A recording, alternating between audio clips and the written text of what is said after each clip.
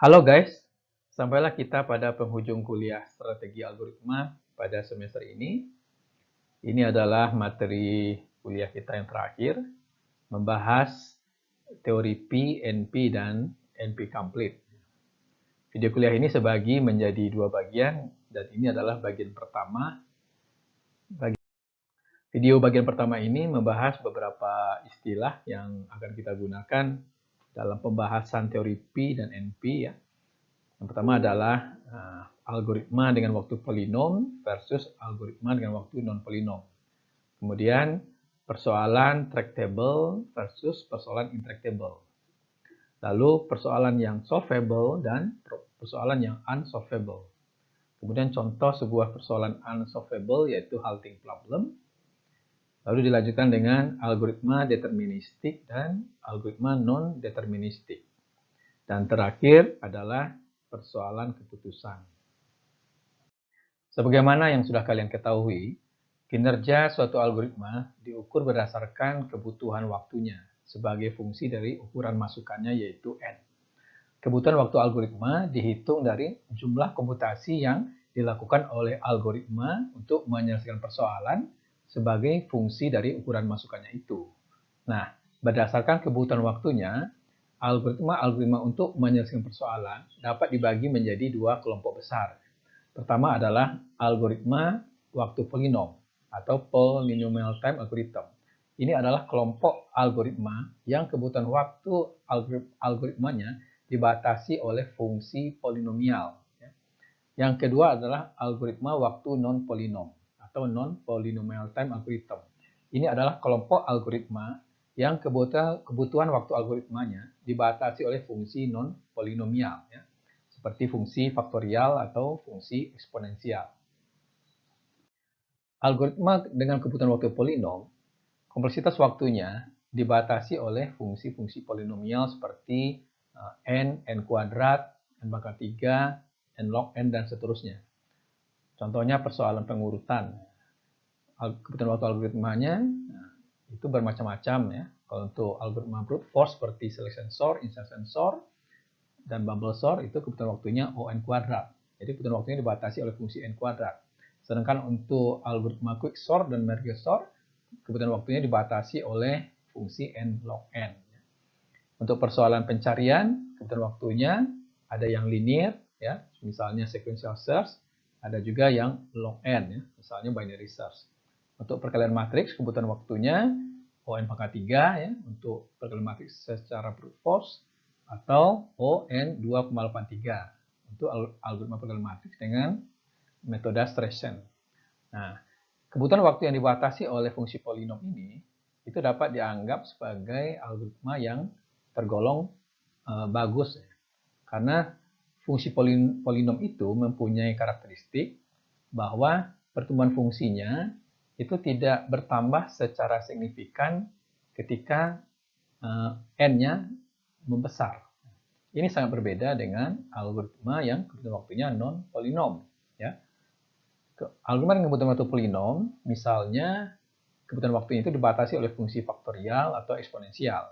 Misalnya pada persoalan TSP ya, yang kita sudah tahu bahwa ini kebutuhan waktunya O(n) faktorial. Atau persoalan knapsack yang O(2)n ya. Juga persoalan lain seperti graph coloring, sum of subset, dan lain-lain ya. Nah, algoritma ini karena kebutuhan waktunya non-polinom ya, ini dianggap sebagai algoritma yang kurang baik ya. Karena ketika ukuran masukannya membesar, pertumbuhan fungsi kebutuhan waktunya itu bertambah secara signifikan. Karena sifat dari fungsi eksponensial ya, atau fungsi faktorial itu adalah ketika n-nya bertambah sedikit saja, maka fungsi kebutuhan waktunya itu bertambah ya secara signifikan. Ya. Sehingga persoalan-persoalan yang non-polynomial time algorithm ini itu hanya cocok untuk ukuran masukannya yang kecil. Selanjutnya ada istilah persoalan tractable dan persoalan intractable. Nah, apa maksudnya ini? Sebuah persoalan dikatakan tractable jika ia dapat diselesaikan dalam waktu yang wajar atau reasonable. Sebaliknya, sebuah persoalan dikatakan intractable jika ia tidak dapat diselesaikan dalam waktu yang wajar dengan bertambahnya ukuran masukan persoalan. Nah, di sini ada kata-kata waktu yang wajar. Nah, apa yang maksudnya waktu yang wajar itu? Nah, waktu yang wajar itu, ya, itu standar waktunya adalah dalam polinomial. Ya. Jadi, algoritma yang kemudian waktunya dalam bentuk polinomial seperti O(n), O(n pangkat 3, O1, O(n log n) dan sebagainya, itu dianggap kebutuhan waktunya masih wajar. Ya. Untuk n yang besar pun kebutuhan waktunya tidak bertambah secara signifikan. Nah, untuk algoritma yang kebutuhan waktunya non-polinomial, ya, seperti O2 pangkat n, O(n pangkat n, atau O(n faktorial), ini masih bisa dianggap kebutuhannya wajar, asalkan persoalan itu memiliki ukuran masukan yang kecil.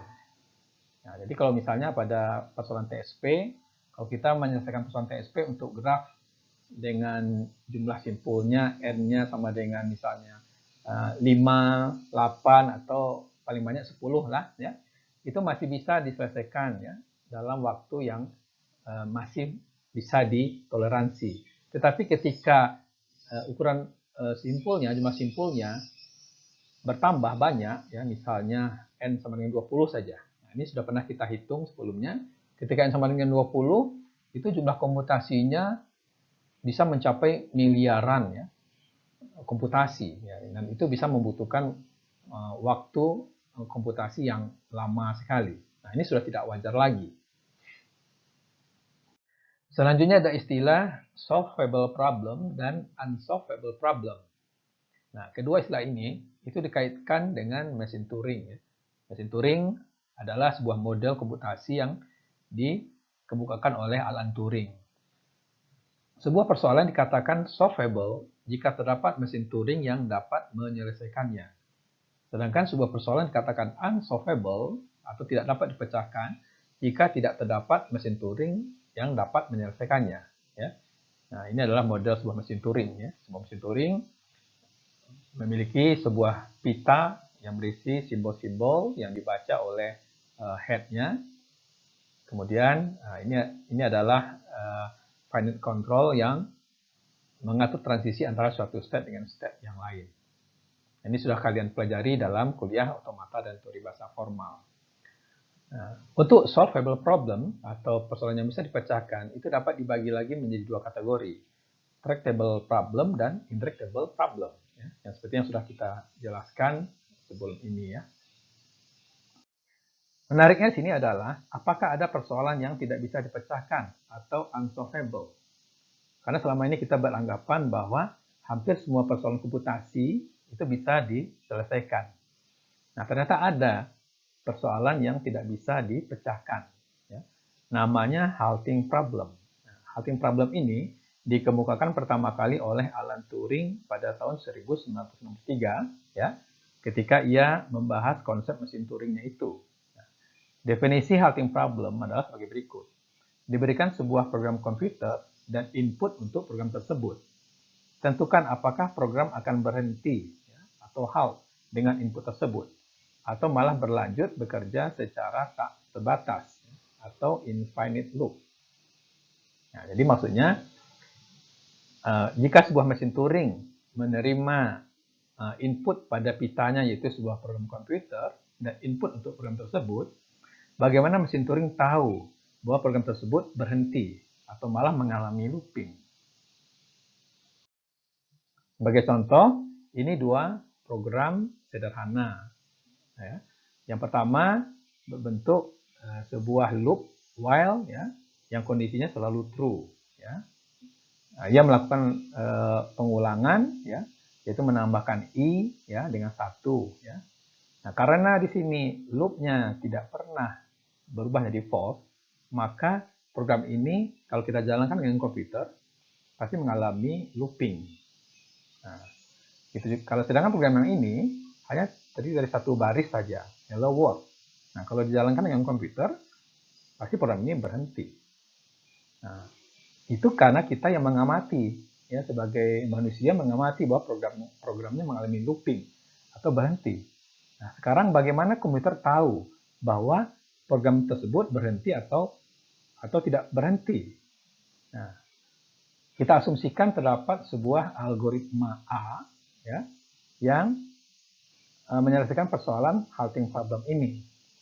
Nah, algoritma A itu menerima input yaitu kode program P dan input untuk program P yaitu I.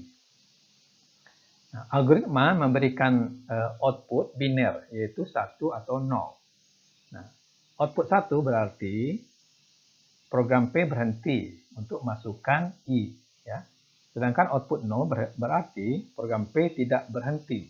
Nah, jadi kalau misalnya mesin Turing menerima input kode program ya, dan input untuk program tersebut, lalu algoritma A ini akan menjalankan instruksi-instruksi ya di dalam kode program tersebut. Nah, kalau program tersebut misalnya meminta masukan, misalnya melakukan pembacaan, maka data yang dibaca itu diambil dari I.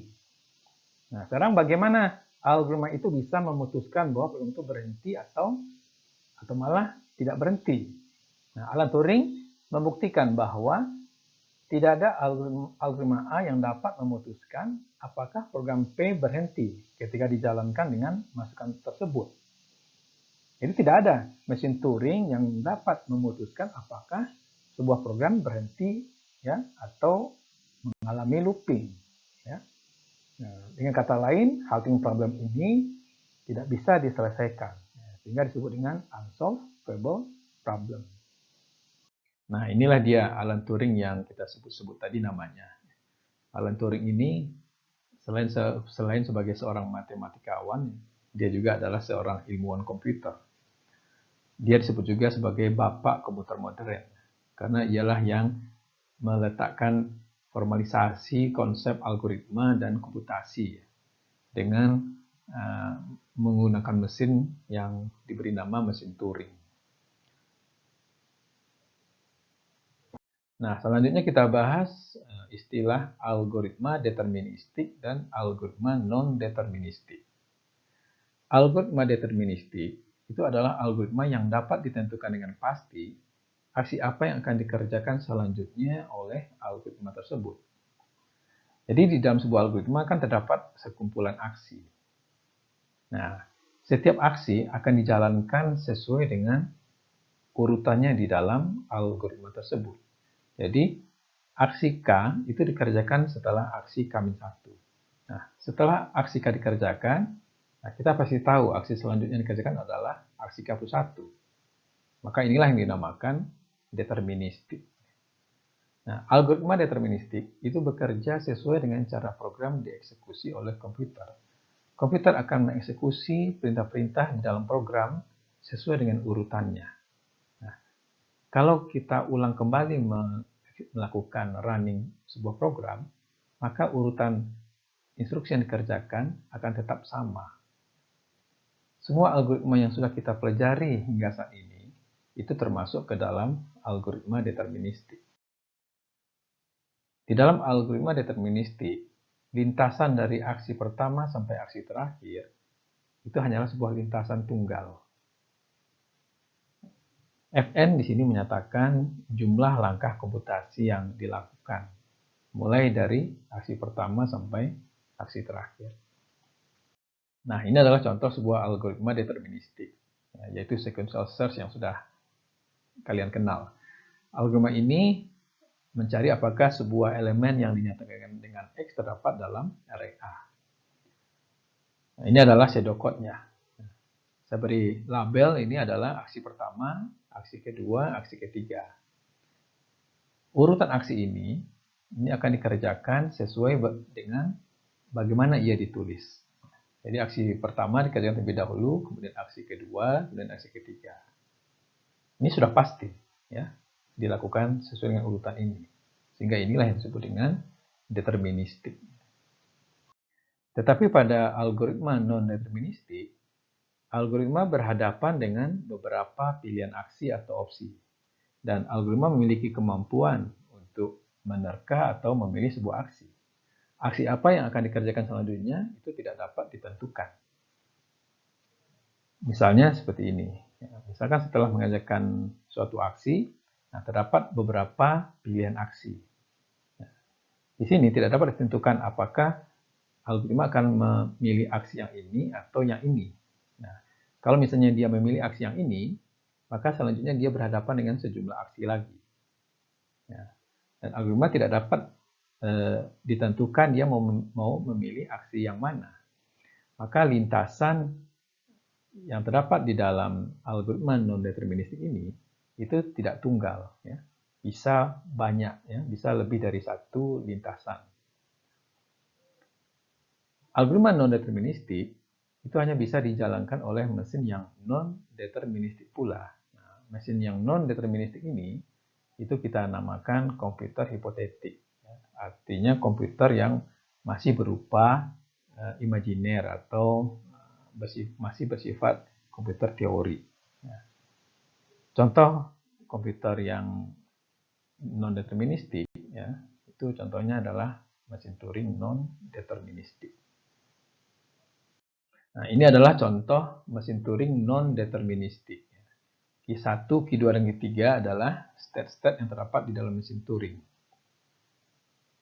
Ini adalah pita, ya, yang dibaca oleh mesin Turing. Di dalam pita terdapat simbol-simbol, ya, dan ini adalah head, ya, yang menunjuk kepada simbol yang sedang dibaca. Misalkan sekarang mesin Turing berada pada state Q1. Di sini ada dua kemungkinan pilihan aksi, yaitu mengganti huruf A dengan B, lalu head bergerak ke kiri, atau mengganti huruf A dengan C, lalu head bergerak ke kanan. Jadi ada dua pilihan, ya, mau berpindah ke status Q2 atau ke status Q3. Nah, aksi mana yang akan dikerjakan oleh mesin Turing itu tidak dapat ditentukan, ya, atau disebut juga non-deterministik. Jadi di dalam komputasi yang deterministik atau komputasi non-deterministik, ya, terlihat perbedaannya, ya, dalam hal lintasan yang dilakukan mulai dari aksi pertama sampai aksi terakhir. Ini yang deterministik, ya, lintasan tunggal. Yang ini non-deterministik, ya, lintasannya bisa lebih dari satu. Meskipun mesin non-deterministik di dalam dunia nyata tidak pernah ada, namun para ilmuwan mendapat gagasan untuk menggunakan algoritma non-deterministik untuk menghampiri solusi persoalan-persoalan yang solusi eksaknya membutuhkan waktu komputasi yang mahal atau lama. Nah, misalnya algoritma non-deterministik digunakan untuk menyelesaikan persoalan-persoalan seperti TSP, KNEPSEC, dan sebagainya, yang mana kalau diselesaikan dengan algoritma deterministik yang sudah kalian kenal, ya, dan menggunakan komputer deterministik, itu membutuhkan waktu komputasi yang lama, ya, untuk ukuran masukan yang besar. Nah, kalau diselesaikan dengan algoritma non-deterministik, ini dapat diselesaikan dengan waktu komputasi yang lebih cepat. Di dalam algoritma non-deterministik, terdapat dua tahapan. Yang pertama, tahap menerka atau memilih. Tahap ini bersifat non-deterministik, ya, artinya tidak dapat ditentukan dengan pasti. Diberikan instan persoalan, tahap ini akan memilih atau menerka satu opsi atau aksi, ya, dari beberapa opsi yang ada. Nah, bagaimana cara menentukan pilihan itu tidak didefinisikan aturannya. Apakah memilih sebuah opsi itu secara random atau berdasarkan suatu probabilitas. Nah, pada tahap kedua, yaitu tahap verifikasi, opsi yang dipilih tadi kemudian diperiksa, ya, apakah menyatakan suatu solusi. Nah, tahap ini akan memberikan output, yaitu sinyal sukses atau true, ya, jika solusinya ditemukan, atau memberikan sinyal gagal, ya, atau false, ya, jika bukan merupakan solusi. Sebagai contoh, ini adalah algoritma pencarian yang non-deterministik. Algoritma ini mencari apakah elemen yang dinyatakan dengan X terdapat dalam array A. Nah, ada dua tahap dalam algoritma non-deterministik ini. Yang pertama, tahap menerka. Ya. Tahap ini memilih sebuah indeks array, ya, yang nilainya terletak antara 1 sampai N, ya, Nah, indeks yang dipilih itu disimpan dalam sebuah variabel K. Pada tahap verifikasi, itu diperiksa apakah elemen array pada posisi K itu sama dengan X yang dicari. Jika sama, maka X-nya ditemukan, sehingga diberikan di sini sinyal sukses atau true. Kalau tidak, maka berarti X tidak ditemukan.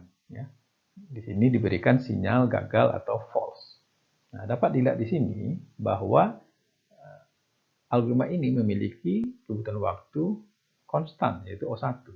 Karena memilih pada tahap menerka ini, ya, ini kebutuhan waktunya adalah O1, ya, atau konstan. Sedangkan pada tahap verifikasi, ya, ini kebutuhan waktunya juga O1. Ya, karena ini memeriksa apakah X sama dengan AK, ini O1. Lalu menuliskan indeks array itu O1. Ya. Nah, jika dijumlahkan semuanya, itu adalah O1 ditambah O1, ya, ditambah O1 tambah O1, semuanya O1.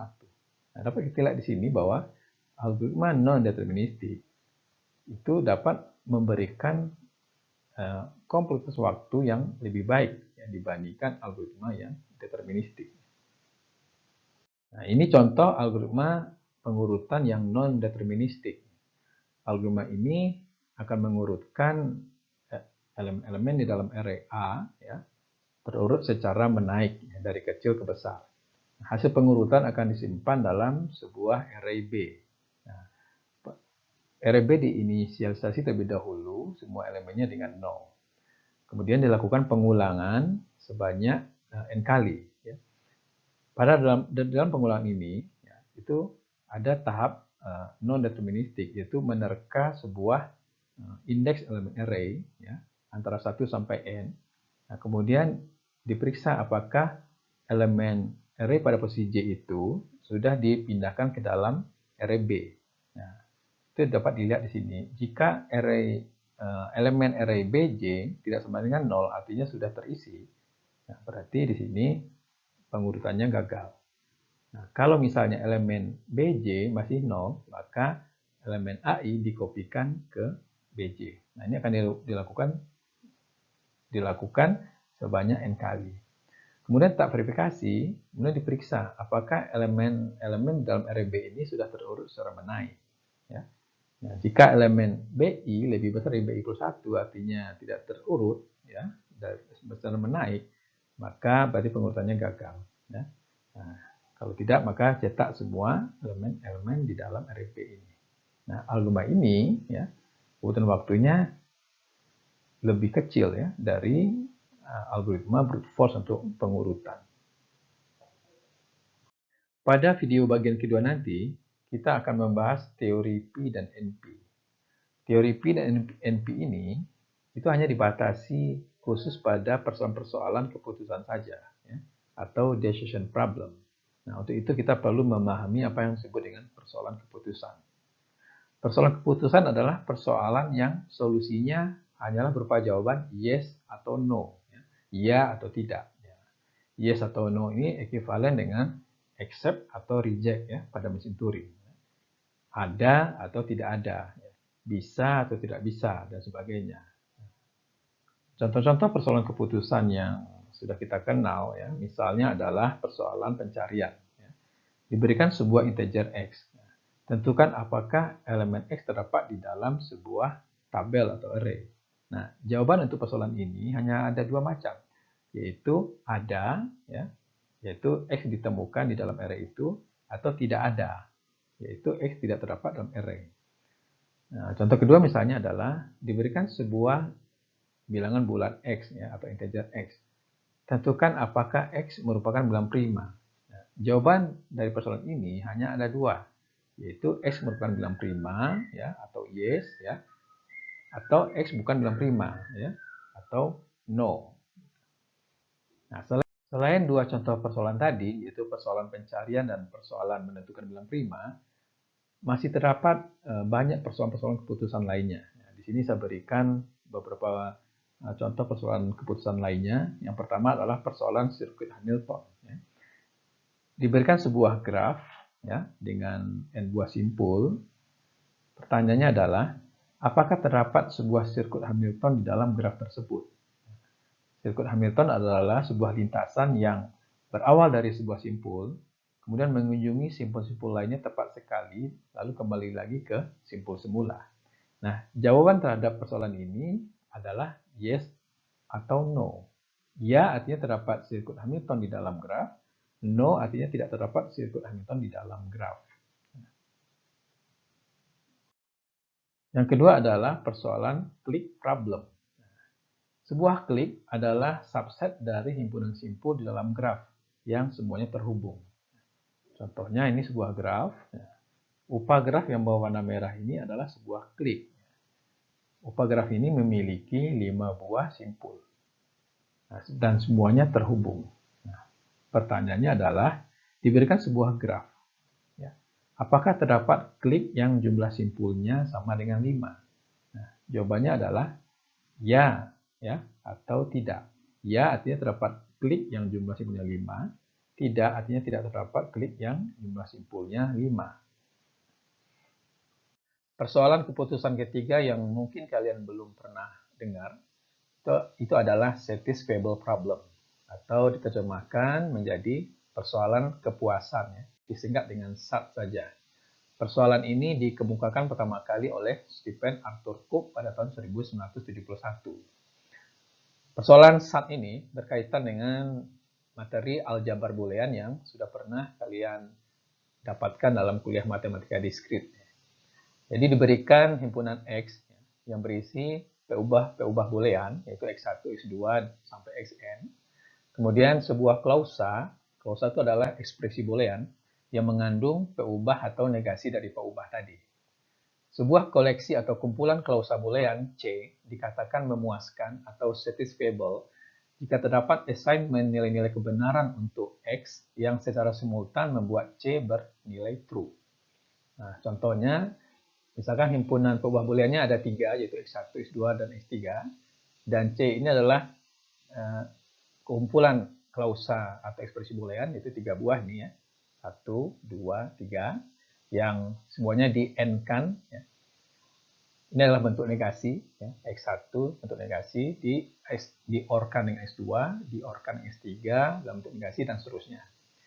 Nah, P-ubah boolean ini memiliki nilai hanya 2, yaitu 1 atau 0. Nah, 1 itu bisa diartikan true, 0 itu bisa diartikan false. Nah, jika assignment nilai-nilai XI di dalam C ini memberikan hasil C sama dengan 1, maka dikatakan satisfied ya, atau memuaskan. Tetapi jika C sama dengan 0, itu dikatakan not satisfied atau tidak memuaskan. Misalnya, assignment X1 dengan 1, X2 dengan 0, X3 dengan 0, itu kalau dimasukkan ke dalam C ini, ya, C sama dengan 1 komplement atau 1 dalam bentuk negasi, ya, diorkan dengan 0, diorkan dengan 0 dalam bentuk negasi atau komplement, ya, dan seterusnya, ini menghasilkan nilai 0. Nah, maka nih C ini dikatakan memberikan hasil not satisfied. Nah, persoalan SAT adalah sebagai berikut. Diberikan instan persoalan, yaitu himpunan P-ubah boolean X dan klausa C. Pertanyaannya adalah, apakah terdapat assignment nilai-nilai P-ubah sehingga C satisfied? Nah, jawaban terhadap persoalan ini adalah yes atau no. Ya, artinya terdapat assignment nilai-nilai P-ubah yang menghasilkan C sama dengan true. No, jika tidak terdapat assignment nilai-nilai P-ubah yang menghasilkan C sama dengan true. Sebagai contoh, misalkan terdapat 3 buah variabel boolean, yaitu X1, X2, dan X3. Kemudian C disusun oleh 3 buah klausa yang ini, ya, kemudian di N-kan dengan yang ini, dan di N-kan dengan yang ini. Nah, assignment variabel X1 dengan 1, X2 dengan 1, dan X3 dengan 1, ini akan menghasilkan C bernilai true. Sehingga jawaban terhadap persoalan SAT ini adalah yes. Ya. Ini adalah rangkaian logikanya. Nah, pada contoh kedua, ya, misalkan C-nya berbentuk sebagai berikut. Nah, ternyata tidak ada nilai-nilai X1, X2, dan X3 yang memenuhi, ya, sehingga C bernilai true. Maka jawaban terhadap persoalan ini adalah no. Ya. Nah, ini adalah rangkaian logikanya.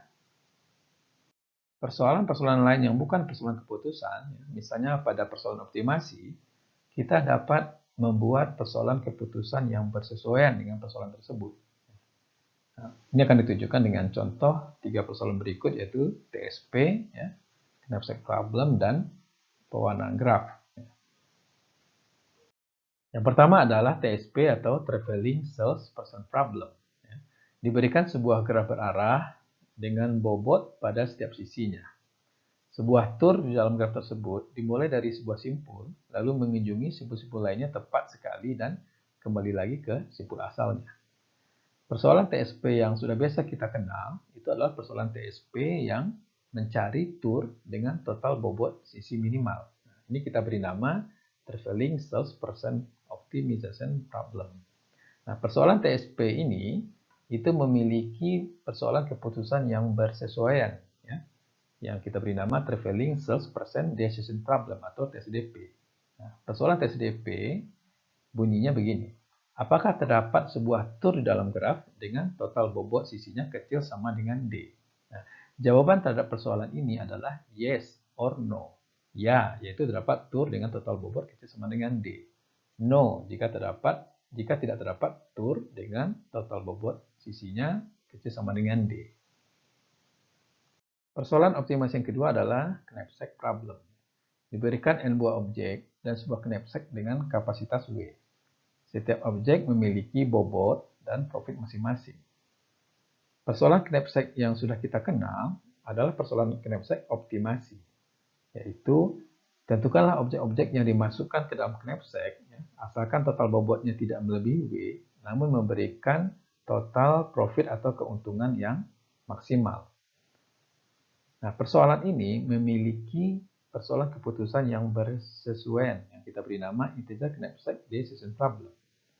Ya, pertanyaannya adalah, apakah dapat memasukkan objek-objek ke dalam knapsack, namun total bobotnya tidak melebihi W, tetapi memberikan total keuntungan yang paling sedikit sebesar P, ya, atau lebih besar sama dengan P. Nah, jawaban terhadap persoalan ini adalah yes or no. Ya, ya, jika terdapat objek-objek yang dimasukkan ke dalam knapsack, ya, yang memberikan total profit sedikitnya P. Ya. No jika tidak terdapat objek-objek tersebut. Ya. Nah, ini adalah persoalan integer knapsack decision problem. Persoalan optimasi yang ketiga adalah pewarnaan graf atau graph coloring problem. Pada persoalan graph coloring optimization problem, ya, kita harus mencari jumlah minimal warna yang dibutuhkan untuk mewarnai graf sehingga dua simpul bertetangga memiliki warna yang berbeda, ya, seperti pada graf ini. Nah, ini adalah persoalan graph coloring yang sudah kita kenal selama ini. Nah, persoalan ini memiliki persoalan keputusan yang bersesuaian, ya. Kita beri nama graph coloring decision problem, yaitu apakah terdapat pewarnaan graf yang menggunakan paling banyak n buah warna sehingga dua simpul bertetangga memiliki warna berbeda. Nah, jawaban terhadap persoalan ini adalah ya, jika terdapat paling banyak m warna untuk mewarnai setiap simpul di dalam graf. No, jika tidak terdapat m warna untuk mewarnai semua simpul di dalam graf. Nah, ini adalah persoalan pewarnaan graf yang disebut dengan graph coloring decision problem. Jadi setiap persoalan optimasi, ya, itu dapat dicari pada dalamnya, ya, persoalan keputusan yang bersesuaian dengan persoalan optimasi tersebut. Nah, kalian bisa mencari beberapa persoalan optimasi lain dan mentransformasikannya menjadi persoalan keputusan yang bersesuaian. Hingga saat ini, kita belum menemukan algoritma dengan kebutuhan waktu polinom untuk persoalan optimasi, ya, maupun persoalan keputusan pada 3 contoh sebelumnya, ya, yaitu persoalan TSP, persoalan knapsack, dan persoalan pewarnaan graf. Namun, jika kita dapat menemukan algoritma dengan waktu polinom untuk jenis persoalan optimasi tersebut, maka kita juga mempunyai algoritma polinom untuk persoalan keputusan yang bersesuaian. Ya. Nah, hal ini karena solusi persoalan optimasi itu menghasilkan solusi persoalan keputusan yang bersesuaian. Sebagai contoh, misalkan pada persoalan TSP yang optimasi, tur yang memiliki bobot minimal itu ditemukan memiliki bobot 120. Maka persoalan TSP decision problem yang bersesuaian dengan ini, yaitu apakah terdapat sebuah tur dengan total bobot kecil sama dengan 120, maka jawabannya adalah ya, jika total bobot yang ditemukan kecil 120, atau no, jika total bobot turnya besar 120. Begitu juga pada persoalan integer knapsack. Pada persoalan knapsack yang optimasi, jika keuntungan optimalnya adalah 230, maka jawaban untuk persoalan keputusan integer knapsack yang bersesuaian itu adalah yes, jika keuntungan yang dihasilkan lebih besar atau sama dengan 230, atau no, jika total keuntungannya kecil 230. Nah, jika algoritma non-deterministik digunakan untuk menyelesaikan persoalan keputusan, maka dua tahap di dalam algoritma tersebut, yaitu tahap menerka dan tahap verifikasi, itu adalah sebagai berikut. Pada tahap menerka, diberikan instan persoalan. Nah, tahap ini menghasilkan string S. String ini dapat dianggap sebagai sebuah terkaan solusi. String yang dihasilkan bisa juga tidak memiliki makna atau nonsense. Pada tahap verifikasi, itu diperiksa apakah S menyatakan solusi persoalan. Jika iya, maka tahap ini akan memberikan output atau luaran yaitu true. Tapi jika S bukan solusi, maka tahap ini memberikan luaran false.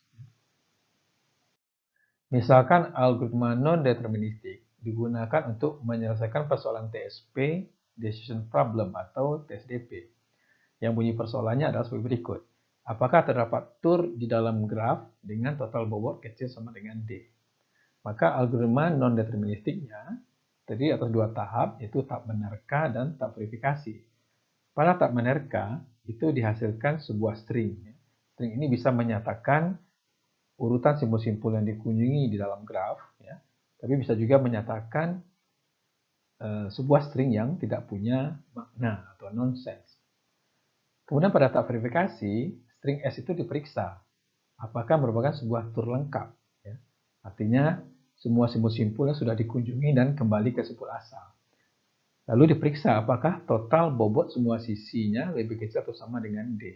Nah, itu dinyatakan dengan algoritma sebagai berikut. Jika S adalah sebuah tur lengkap dan total bobotnya kecil dari D, maka tahap verifikasi ini akan memastikan nilai true. Artinya solusinya ditemukan. Tetapi jika tidak, maka tahap verifikasi ini memberikan nilai false. Berarti solusinya salah. Nah, tahap verifikasi ini kompleksitas waktunya adalah ON. Karena menjumlahkan total bobot di dalam tur, itu waktunya linear. Jadi jika ada N buah simpul, lalu kembali lagi ke simpul asal, maka jumlah sisi yang dilaluinya juga adalah N. Nah, berarti kebutuhan waktunya adalah ON. Kemudian juga memeriksa apakah simpul-simpulnya itu sudah dilalui semuanya, itu juga ON.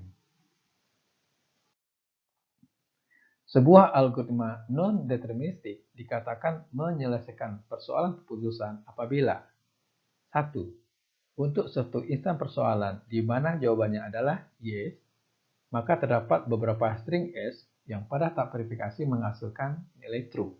Artinya, S ini merupakan solusi. Yang kedua, untuk suatu instan persoalan di mana jawabannya adalah no, maka tidak terdapat string S yang pada tahap verifikasi menghasilkan nilai true. Artinya, S ini bukan merupakan solusi persoalan. Sebagai contoh, tinjau persoalan TSP decision problem dengan graf yang terdiri atas 4 buah simpul dan D sama dengan 15. Persoalannya adalah apakah terdapat sebuah tur yang dimulai dari simpul 1 lalu mengunjungi simpul-simpul lainnya tepat sekali, kemudian kembali lagi ke simpul 1 dengan total bobot kecil sama dengan 15. Jawaban terhadap persoalan ini adalah yes or no, atau true atau false. Nah, misalkan string S yang dibangkitkan pada tahap menerka ya. Yang pertama ini, misalnya V1, V2, V3, V4, V1. Ya. Kita verifikasi ya, apakah string S ini merupakan sebuah tour lengkap ya. Jadi V1, V2, V3, V4, V1. Nah, ternyata iya ya. Kemudian kita hitung total bobotnya ya. Total bobotnya adalah ya 1 tambah 6 tambah 4 tambah 5. Ternyata lebih besar dari 15. Maka tak verifikasi memberikan output yaitu no atau false. Artinya S ini bukan merupakan solusi. Nah, misalkan string yang dibangkitkan oleh tab menerka ini adalah V1, V4, V2, V3, V1. Nah, pada tab verifikasi, string ini ternyata bukan merupakan sebuah tour karena dari V1 itu tidak ada sisi ke V4 ya. Nah, maka tab verifikasi memberikan output yaitu false ya. Jadi S bukan sebuah tour. Nah, mungkin saja string S yang dihasilkan itu adalah sebuah string yang nonsense atau tidak bermakna seperti ini. Maka tahap verifikasi ini memberikan output false ya, karena ini bukan sebuah tour. Nah, misalkan string S yang dibangkitkan adalah V1, V3, V2, V4, V1. Pada tahap verifikasi, ya, string S ini memberikan output false ya, karena V1, V3, V2, V4, dan V1 ini sebuah tour lengkap. Dan total bobotnya kecil dari 15. Sehingga kita dapat menyatakan bahwa algoritma non-deterministik ini menyelesaikan persoalan TSP, decision problem, ya, pada dua tahap tersebut, ya, yaitu tahap menerka dan tahap verifikasi. Contoh kedua adalah persoalan sirkuit Hamilton. Diberikan sebuah graf G, apakah G mengandung sirkuit Hamilton? Untuk mengingat kembali, sirkuit Hamilton adalah sebuah sirkuit yang melalui setiap simpul di dalam graf tepat satu kali. Misalnya pada graf ini terdapat sirkuit Hamilton ya, yaitu dari 1, 2, 3, 6, 7, 8, 9, 10, 11, 5, 4, dan kembali lagi ke 1. Nah, algoritma non-deterministik untuk persoalan sirkuit Hamilton decision problem adalah sebagai berikut. Pada tahap menerka, ya, ini menghasilkan permutasi semua simpul. Ya. Jadi terkalah permutasi dari semua simpul. Jadi dari semua simpul-simpul ini, itu diterka permutasinya. Nah, pada tahap verifikasi, diperiksa apakah permutasi tersebut membentuk sirkuit.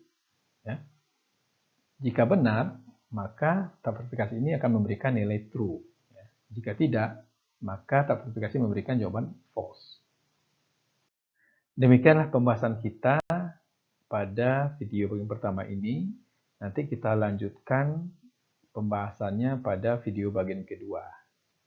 Saya ucapkan selamat belajar.